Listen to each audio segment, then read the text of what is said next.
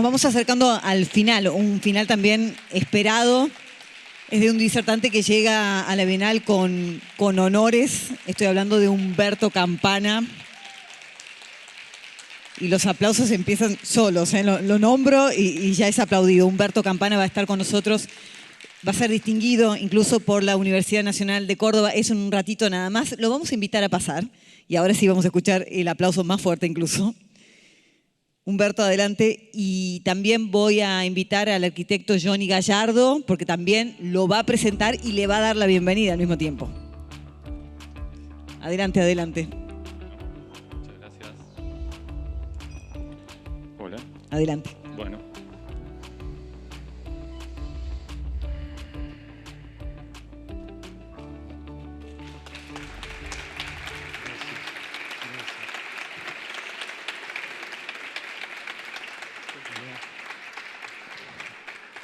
Bueno, buenos días, muchas gracias. Doble satisfacción, por un lado representando un grupo de gente muy grande e inmenso que trabajó por esta Bienal y por el otro lado también agradeciendo a mi Universidad Nacional de Córdoba la posibilidad de presentar a quien hoy va a cerrar el Congreso. Cuando imaginamos y pensamos esta Bienal, lo hicimos desde una mirada, por supuesto, retrospectiva, dando cuenta o tratando de dejar constancia de lo que pasó en los últimos años en el globo, pero también con una mirada prospectiva, tratando de imaginar futuros posibles. El Consejo Asesor, que hoy nos visita y está presente, muchos de ellos, colaboró e imaginó el logo de la Bienal, que no fue una construcción individual, sino que fue una construcción colectiva. Y ese, después del presente, de alguna manera deja constancia de este momento histórico que vivimos, una bisagra, quizás no tenemos absoluta conciencia de ello, pero este momento bisagra que aceleró procesos, de alguna manera tiene incidencia y va a tener incidencia en todas las profesiones y en todas las disciplinas. Por supuesto, el diseño como una herramienta estratégica, tanto para lo productivo, lo comercial, lo económico, lo social, no escapa de ello. Y creo que diseñadores, arquitectos, tenemos la suficiente madurez como para poder reflexionar. Consideramos también que ha pasado un tiempo prudencial desde los acontecimientos globales que nos permiten tomar distancia y empezar a imaginar algunas conclusiones a los fines de mejorar esta casa común. Y cuando imaginamos también cómo sería el programa de este congreso, que en definitiva es como la frutillita del postre, pero lo realmente sustancial de la Bienal ocurre allá afuera, ocurre en la calle, como casi todas las cosas bellas ocurren en la calle. Cuando pensamos la frutilla de la Bienal, que es el Congreso, lo imaginamos desde la transversalidad de los discursos. Y por eso apostamos a muchas miradas e imaginamos para este cierre la presencia de alguien que nos represente como región, como geografía, porque como dijo Rafael Iglesias, somos más geográficos que históricos. Y en ese sentido se nos ocurrió iniciar un proceso bastante largo de convocar a quien consideramos de alguna manera representa todo ese proceso y que nos puede dar cuenta con una mirada retrospectiva a partir de su experiencia, pero también con una mirada prospectiva a partir de su creatividad.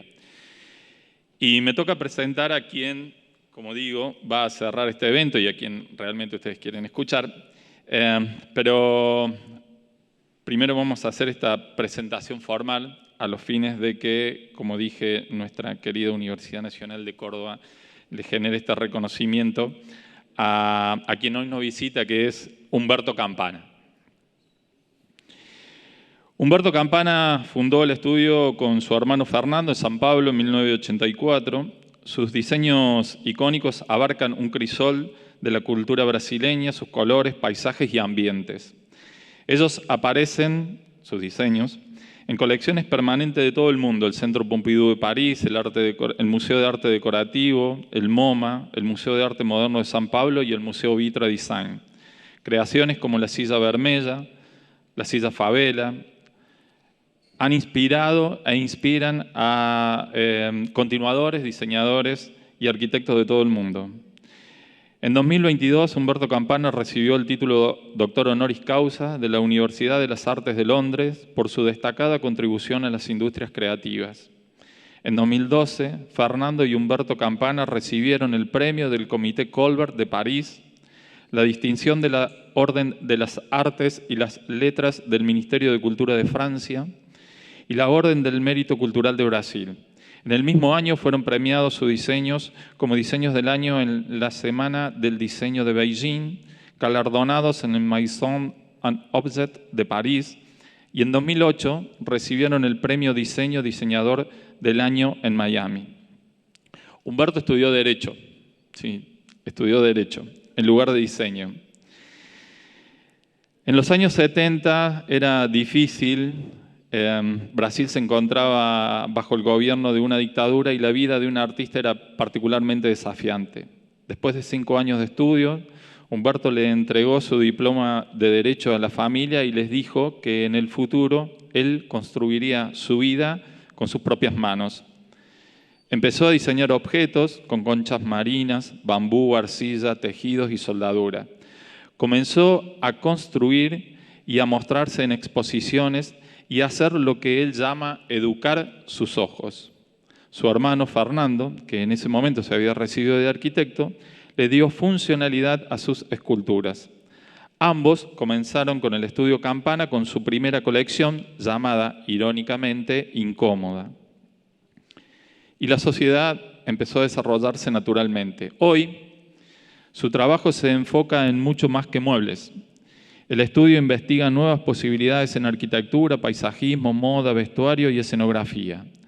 Reconocidos por su visión librepensadora del diseño, las marcas le piden que vuelvan a imaginar, a transformar y reinventar mientras aportan poesía a sus piezas.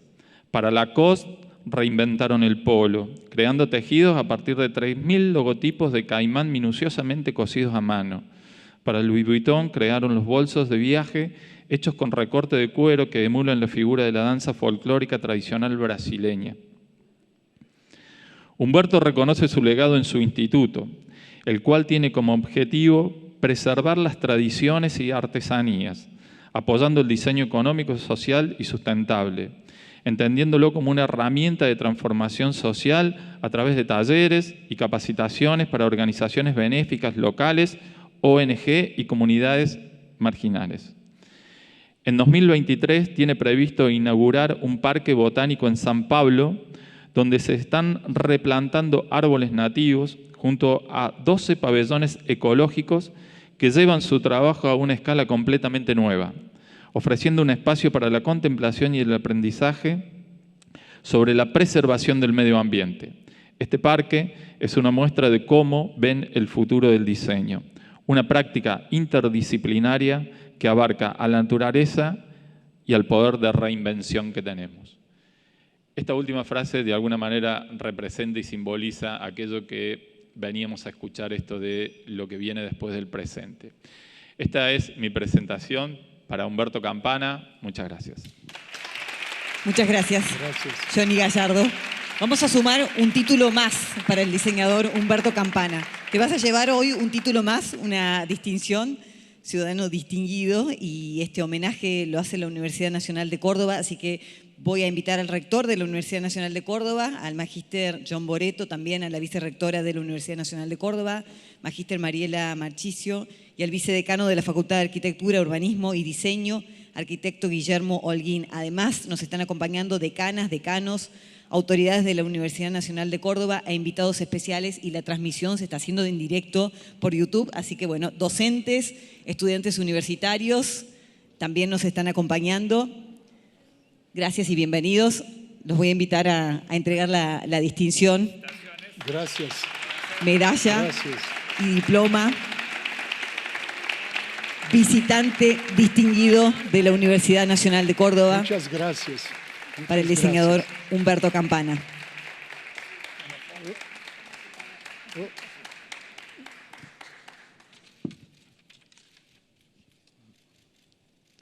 Muchísimas gracias. Muchísimas gracias. Un placer. Muchas gracias. Y un honor, por supuesto. Gracias. Visitante distinguido de la Universidad Nacional de Córdoba. Felicitaciones, aplausos y muchas gracias. Muchas gracias.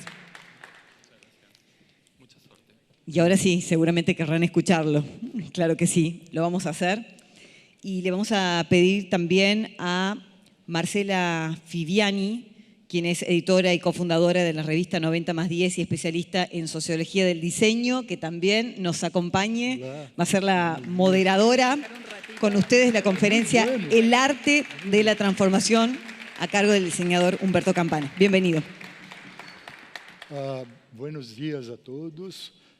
Eu não hablo espanhol, vou falar muito lento para que vocês possam entender.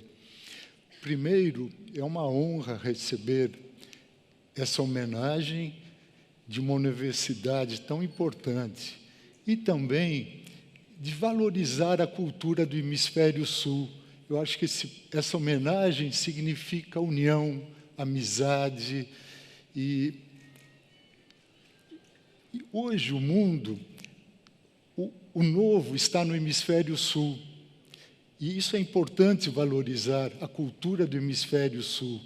Eu penso que o diálogo do Norte meio que se esgotou. E a novidade está em países, continente africano, América do Sul. E é muito importante. Muito obrigado.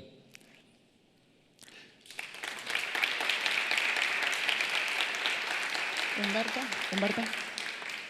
Eu vou... Humberto, Sí. ¿querés venir? Primero te presento Ok. un chiquitito. Bien. Y yo tengo mi vuelo ahora unos minutos, así que tengo un estrés. Ok, Me voy a escapar por el costado y después vos seguís hablando. ¿Está bien? está bien. Un poco voy a leer porque, perdón, pero tengo estrés en serio. Bueno, Humberto Campana vivió su infancia en el campo, en Brotas, a 2,5 kilómetros de la ciudad de San Pablo, y siempre vivió rodeado de naturaleza, donde la gente se dedica a la agricultura, la pesca, todo esto lo vamos a ver en su trabajo. Fabricaba de chico sus propios juguetes, a diferencia de Francisco, que ayer nos contó que él los desarmaba, él los hacía desde cero. Y su sueño era convertirse en un indio. Cuando tenía 8 años nació su hermano Fernando y fue una posibilidad buenísima para tener a alguien con quien jugar. Y aunque dicen ellos mismos que tienen distintas personalidades, se complementan y ese juego se trasladó a la vida profesional a través del Estudio Campana, que ya lleva casi 40 años de trayectoria y donde han diseñado producto a grande, pequeña escala, ediciones limitadas, piezas únicas, y no solo en el ámbito del diseño de productos, sino también en la escenografía, en el ballet, en el teatro, en las instalaciones artísticas y hasta en el collage, que durante la pandemia descubrió Humberto y se la pasó recortando revistas de diseño, las Interni y las Domus que tenía en su casa. Y su aproximación al diseño es totalmente empírica e intuitiva, siempre parte de observar su entorno, de observar los materiales, incluso los objetos ya fabricados, ver qué otras posibilidades y otros usos se les pueden dar. Pero digamos, el keyword son los materiales y de cómo poder combinarlos o usarlos separadamente. Y bueno, seguramente de toda esa trayectoria con los materiales nos va a hablar a continuación. Y bueno, recuerdo que una vez Marco Romanelli, un periodista de la revista Domus, dijo que el gran logro de los Campana había sido llevar la cultura brasileña al lenguaje internacional, y eso creo que es un gran valor de tu estudio. Así que bueno, con ustedes, Humberto Campana. Gracias, gracias. Y solamente quería recomendarles 2 cositas, ya que me tengo que ir, que vean un documental que hay subido en el canal de Vimeo de los hermanos Campana, que es muy lindo sobre toda la trayectoria del estudio. Y además está el tema del Instituto Campana, que es un programa muy importante que se llevan adelante hace muchos años para revalorizar las técnicas artesanales, y también hacen muchos proyectos con comunidades. Así que seguro está en tu presentación, pero préstenle atención porque es muy lindo. Así que bueno, adelante, Humberto. Ok, gracias.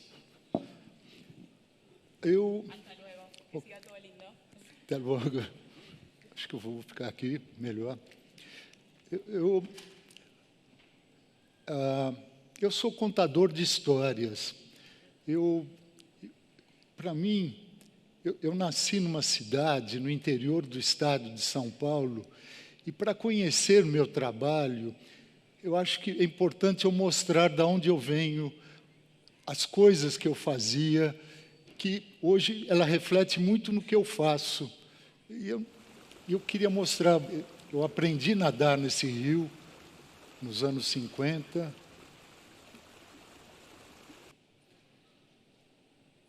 É uma região de muitas árvores, florestas, cachoeiras. Meus avós vieram da Itália para cultivar café, tinham fazendas e eu vivia nas fazendas deles. É um lugar que tem 40 cachoeiras, muita água, muita água. E como eu fazia meus próprios brinquedos, na região tem ainda uma indústria de varas de pescar de bambu. Eu lembro que eu fazia casas nas árvores com bambu, arco e flecha. Eu queria ser índio. As pessoas perguntavam, o que você quer ser quando crescer? Eu falava, eu quero morar na Amazônia, no Xingu. Toda aquela iconografia dos indígenas brasileiros me fascinava. Eu queria fazer aquilo. Depois eu fui para São Paulo e fiz advocacia, que foi um grande erro. Mas aí é outra história. Eu sempre começo um projeto dos materiais.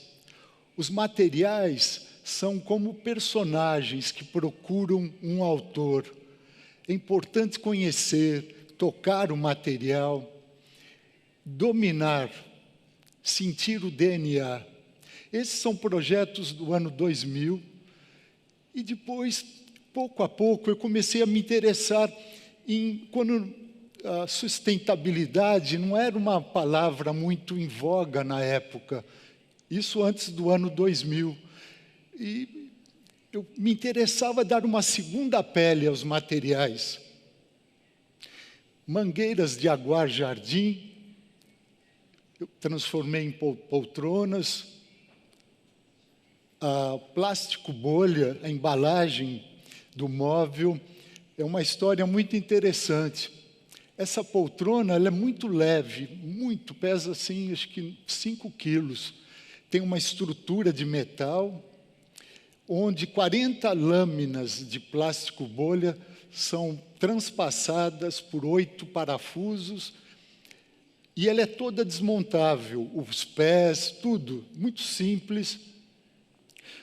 Uma vez eu mandei essa poltrona para uma exposição no Rio de Janeiro. No dia seguinte, quando eu cheguei no museu, a poltrona estava toda destruída. Eu perguntei a eles, o que vocês fizeram? Eles falaram, nós estávamos procurando a cadeira. E foi engraçado, porque rapidamente eu refiz a poltrona. Então, tudo passa, é muito intuitivo o meu trabalho, não é razão, é emoção, intuição, tudo vem daqui, ó, do estômago. Cordas, às vezes quando eu não tenho inspiração, me gusta passear nas calles das cidades.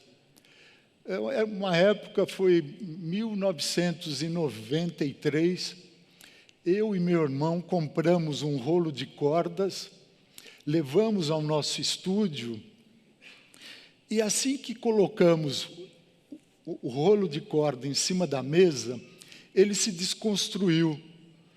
Eu e o Fernando olhamos um para o outro e falamos, puxa, essa é a cadeira que a gente sempre quis fazer, que mostre o Brasil, a nossa cultura, o caos, as cores, a desconstrução.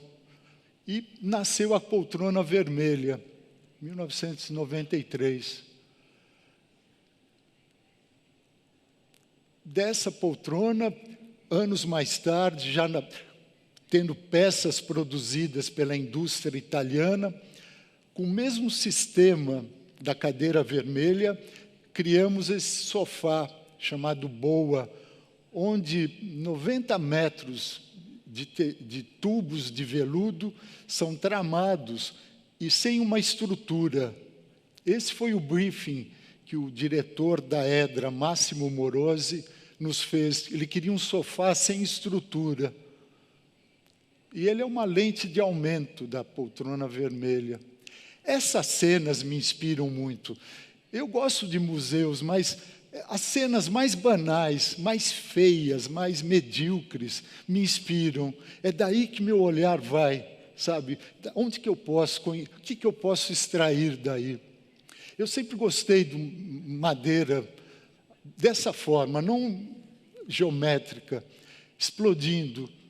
E, inspirado em situação como essa, nós criamos essa poltrona, que se chama Favela. Ela é muito simples, é um esqueleto de madeira, onde vai preenchendo aleatoriamente, sem nenhum controle, criando o espaço para sentar. Hoje o nome favela, eu me sinto um pouco até... porque acho que se tornou um móvel um pouco ofensivo. Eu chamaria assim de uma cadeira de comunidades, porque atualmente eu conheço bem a realidade das favelas, eu dou aula lá, e é uma situação muito difícil. Essas situações de rua, as plantas nascendo nos muros, nas calhes, nós pensamos em um jardim vertical, onde eu uso tela de metal e argila expandida, muito leve. A ideia é de um jardim feito pela natureza, pelos pássaros, pelo vento, onde as sementes vão atacar essas pedras e nascerão plantas sem nenhum controle da mão do homem, sim da natureza. Esses são protótipos que eu me interessaria muito instalar em prédios nas cidades, como isso, edifícios todos verdes, contra uma parede de concreto e encapar totalmente um edifício. Como eu falei, eu gosto muito de olhar nas ruas o lixo, o que vai jogado fora. E, para mim, é um grande desafio tornar um material banal, torná-lo como um diamante, o falso diamante. No estúdio que eu trabalhava, na área central de São Paulo, tem várias lojas que vendem geladeiras, computadores, e eles jogam fora as embalagens. Eu pedi para os meus funcionários, e eu mesmo comecei a trazer para o meu estúdio, e criei um molde para eles, onde eu colo todos e crio essa forma e vou esculpindo. Depois eu dou um tratamento, e aí vem um trabalho em couro, todo manual, todo colado, costurado à mão. Eu gosto do processo. Para mim não me interessa o resultado, se vai vender ou não. Me entusiasma o processo. É como o processo me cura, me dá equilíbrio emocional, mental. E eu sempre fico buscando mais e mais e mais coisas diferentes. Poltrona Meteoro. Esse é uma estante. Eu acho que tem um vídeo, como ela é montada.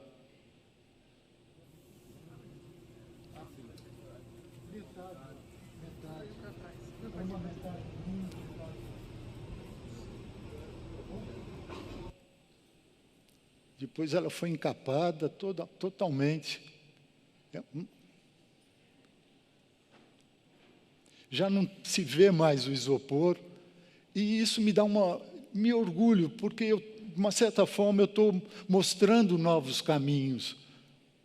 Não estou acomodado, é um trabalho recente.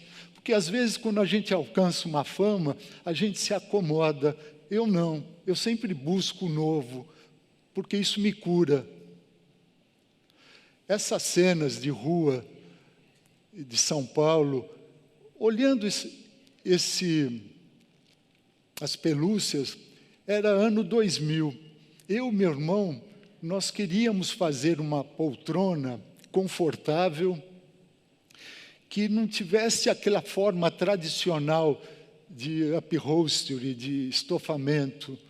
E sim, um dia nos deparamos com uma estação de trabalho como essa, na rua de São Paulo. Eu e meu irmão compramos várias pelúcias, levamos ao estúdio. Eu costurei uma com uma e meu irmão criou a estrutura. E aí nasceu a coleção Banquete. Eram pelúcias chinesas. Muitas delas tinham um som que você tocava, o leão começava a fazer barulho. Então, as pessoas sentavam, era uma sinfonia de barulhos. E aí nós criamos uma coleção, temas assim, com jacarés. E é engraçado, quando nós fizemos essa poltrona, eu e o Fernando falamos, o proprietário da Lacoste poderia nos convidar para fazer uma camiseta para nós. Isso falamos, e anos mais tarde eu vou mostrar. Aí o Mickey Mouse, adoro o personagem, foi um projeto para Disney de Londres, e hoje está numa exposição no Design Museum, montada pelo Vitra. Essa é uma colaboração com Karl Lagerfeld e Fendi. Essa outra é com o artista americano Coles, os personagens dele. Essa também é uma poltrona que eu gosto muito. Foi na mesma época que nós fizemos o Boa, aquele sofá sem estrutura. Nós criamos essa poltrona para a empresa Edra, na Itália, onde pesquisamos vários materiais, borracha, pedaços de carpete, EVA, grama sintética, e rotulamos eles todos e colocamos um elástico. É uma poltrona que eu gosto muito, é uma pena que saiu de produção da Edra, mas é uma das coisas que eu mais gosto e me orgulho. Um dia, quando nós fomos fazer um photoshooting, eu olhei o fundo da poltrona e eu falei, puxa, isso pode ser, eu posso conseguir outro resultado. E com isso nós criamos essa série de sofás sushis. Eles são todos feitos à mão, é como um quadro. Eu tenho um estúdio em São Paulo, onde eu ensino meus funcionários a trabalharem nisso. E aí que eu vou mostrar uma seleção de fotos, como a cor, a cor pode mudar o objeto. Eu venho de um país muito colorido, kitsch, onde tem o carnaval, solar, e isso me interessa, mostrar a minha cultura.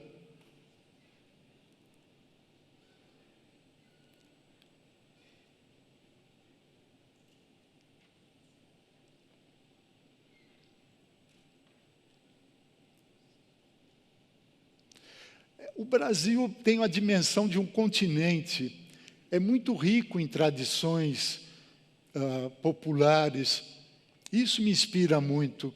Eu acho que para a gente falar globalmente, a gente tem que olhar a nossa cultura, o nosso quintal e valorizá-lo. Essa é uma dança em Pernambuco chamada maracatu.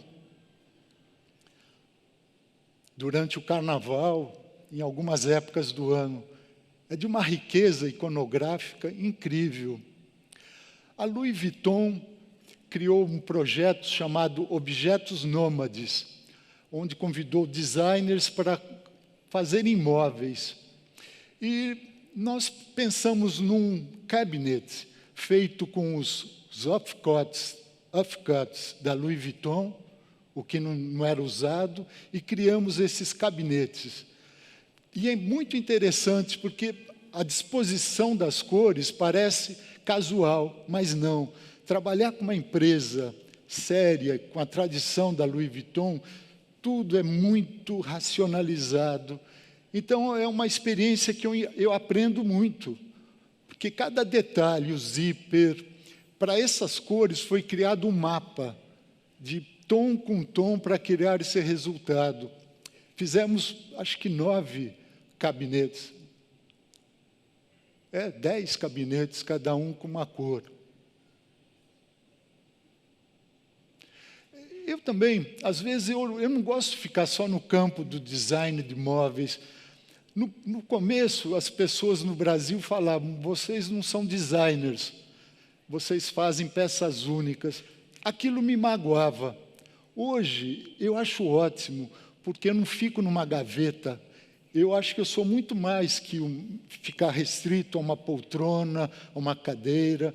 Eu gosto de explorar outras disciplinas, fazer pontes. Esse século é de fazer pontes, não limitar.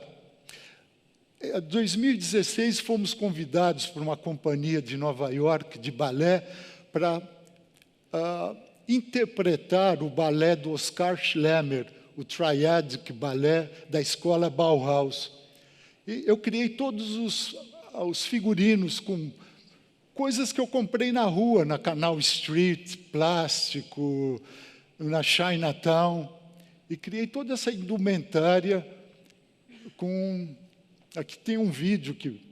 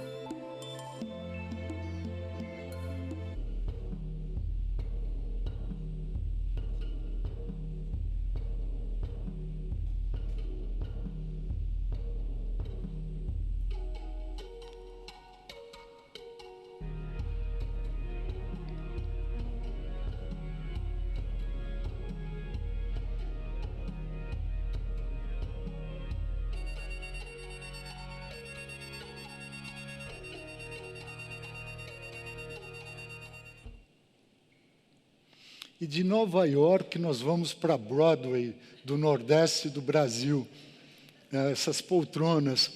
Na época, foi 2009, eu, Fernando, a gente sempre preocupou com lixo, com plástico, onde vai tudo isso, né?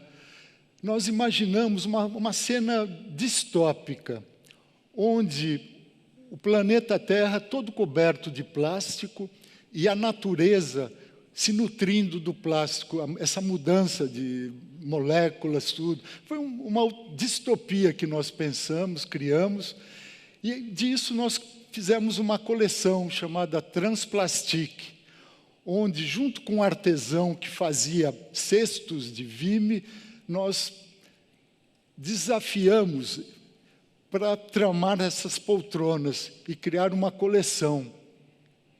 Então, disso nasceu isso. Essa poltrona foi do Cooper Hewitt Museum, onde nós pegamos plásticos nas praias, nos rios, e criamos essa poltrona explodindo plástico. Esse é um retrato meu e do meu irmão, 2 irmãos. Já é em madeira, já é uma outra história. É um trabalho de 2019. Eu gosto muito dela. Que é como eu falei, eu queria ser índio quando eu era criança. Eu queria morar aí, nessas casas, que são uma arquitetura belíssima. O ar entra e tem um sistema incrível, sem ar-condicionado. Eu queria fazer isso. E agora acho que eu estou realizando esse sonho com convites que eu faço, que eu fiz no Museu Vitra, na Basileia, esse em Roma, no Maxi Museum, projeto da Zaha Hadid. Essa é a única casa que nós projetamos, é em São Paulo, A casa é toda coberta de palha de piaçava, que é uma palmeira da Bahia. A casa tinha um problema de muito sol e muito barulho. Nós criamos essa parede toda de palha. 2011, até hoje, já 11 anos, ela continua aí, linda, bonita. Os pássaros fazem ninhos nela. É muito bonita. É um grande vegetal. É o único projeto. De novo, as ruas da cidade. O vizinho ao meu estúdio tem uma pessoa que restaura cadeiras tonê de palha austríaca. E eu via que ele jogava fora os restos. Eu comecei a pedir para ele guardar e comecei a refazer, usar de novo, reusar essas telas de palha. E como se faz? Eu trancei com nylon. Aí eu trabalho. Eu adoro trabalhar com material natural. Eu acho que ele mostra um respeito ao planeta. E o material natural ele está em abundância, né? A palha, o bambu. Não vai prejudicar tanto. Eu me sinto confortável. A mesma coisa com tapete de coco. Nós criamos essa coleção onde unimos madeira e coco.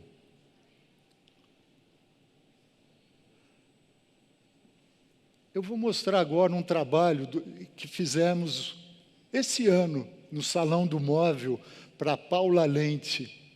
Ela nos convidou, durante a pandemia, ela perguntou se eu estaria interessado em trabalhar com os restos, tudo que era jogado fora da empresa. Para mim foi como um tesouro, porque eu gosto desse desafio de poder comunicar através de uma empresa que tem lojas quase no mundo inteiro, comunicar novas possibilidades que as empresas possam fazer. Esse é um projeto feito por uma ONG em Milão, de senegaleses e de Gana. É todo feito por essas pessoas. Todo o estofamento é feito com os restos da empresa.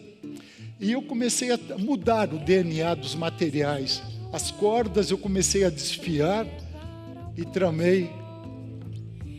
E eles fizeram isso. Chama-se Metamorfoses.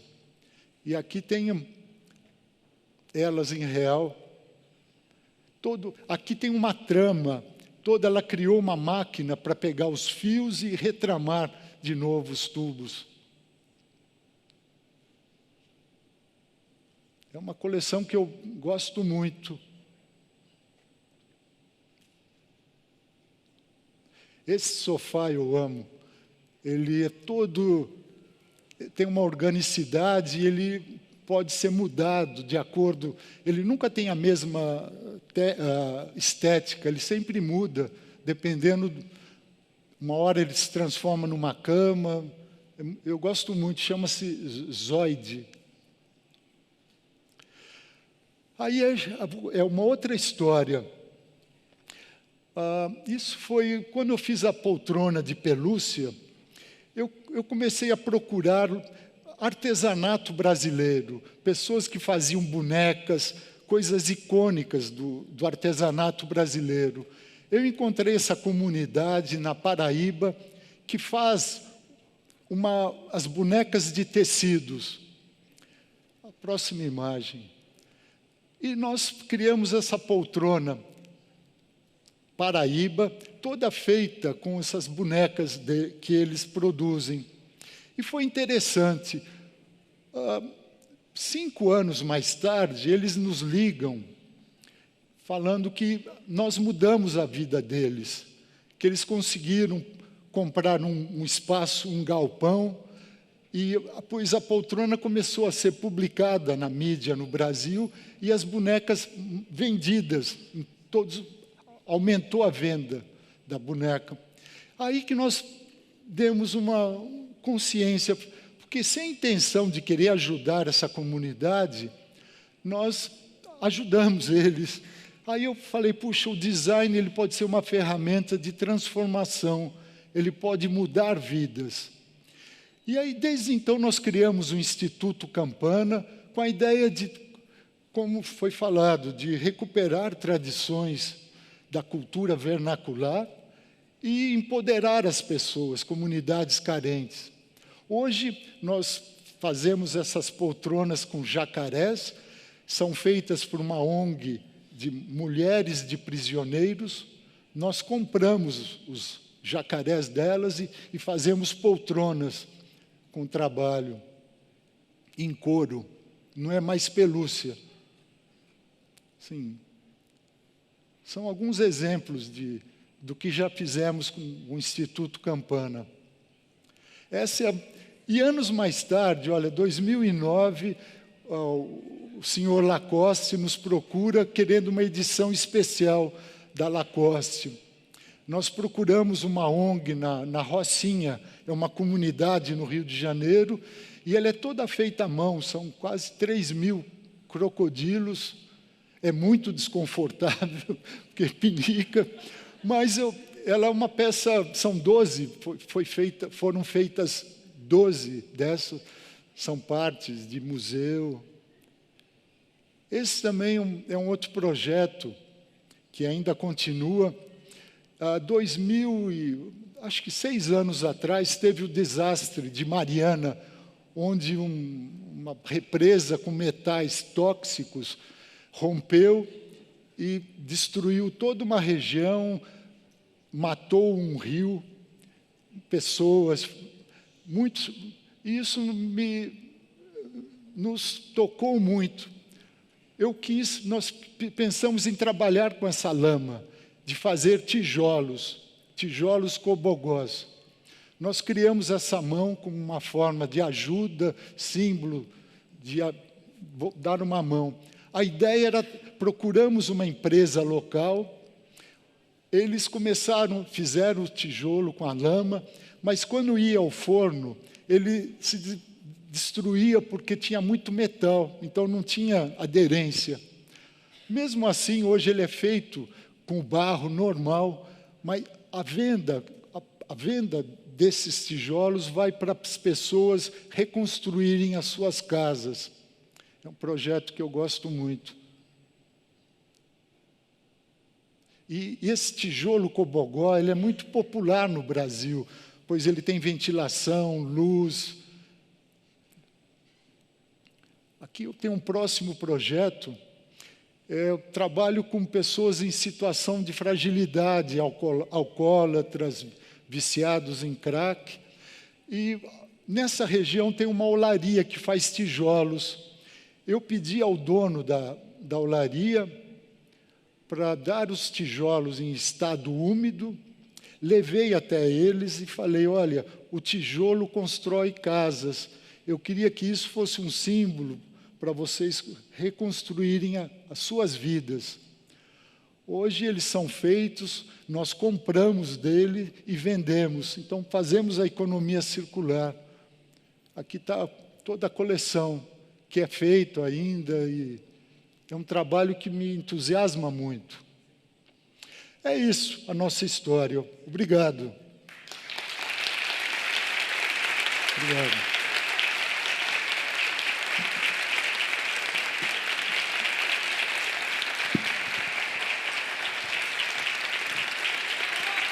Obrigado.